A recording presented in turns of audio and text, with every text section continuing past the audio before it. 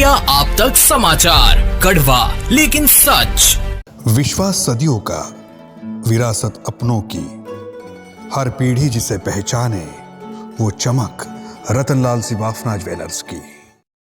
आप देख रहे हैं इंडिया आप तक न्यूज, कड़वा लेकिन सच। मैं हूं आनंद शर्मा। आज की सबसे बड़ी खबर भारतीय रेलवे से है।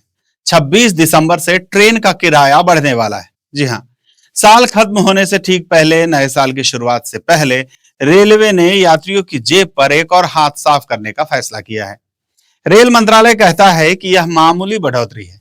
साधारण श्रेणी में 215 किलोमीटर से ज्यादा की यात्रा पर सिर्फ 1 पैसा प्रति किलोमीटर अतिरिक्त होगा। मेल एक्सप्रेस की नॉन एसी में 2 पैसे और सभी एसी क्लास में 2 पैसे प्रति किलोमीटर। उदाहरण देते हैं, 500 किलोमीटर की नॉन एसी यात्रा पर महज 10 रुपए ज्यादा। दिल्ली से मुंबई करीब 1400 किलोमीटर की एसी यात्रा पर 30 रुपए के आसपास की अतिरिक्त बढ़ोतरी हुई है। और राहत, सब अर्बन ट्रेनें, मंथली सीजन टिकट और 215 किलोमीटर तक की साधारण यात्रा, इनमें कोई भी बदलाव नहीं हुआ है। पहले से बुक टिकटों पर भी कोई अतिरिक्त बोझ नहीं है। प्रीमियम ट्रेनें जैसे राजधानी, शताब्दी, वंदे भारत, सब पर यह कुछ लागू रहेगा। अब सवाल कि क्यों? रेलवे कहता है कि पिछले दशक में बढ़ा, कर्मचारी बढ़े, मानव संसाधन का खर्च लगभग 1.1 करोड़ रुपए, पेंशन 60,000 करोड़ रुपए, ऑपरेटिंग खर्च 2.63 लाख करोड़ से इस साल 600 करोड़ अतिरिक्त आएंगे, जो सुरक्षा और इंफ्रास्ट्रक्चर पर खर्च किए जाएंगे। यह 2025 की दूसरी बढ़ोतरी है। जुलाई में पहली बढ़ोतरी हुई थी, उससे अब तक 700 करोड़ रुपए की कमाई हो चुकी है। लेकिन सोचिए, कड़वा सच यह है कि रेलवे दुनिया का दूसरा सबसे बड़ा माल ढुलाई करने वाला सिस्टम बन गया है, लेकिन यात्री किराए से क्रॉस सब्सिडी अभी भी चल रही है।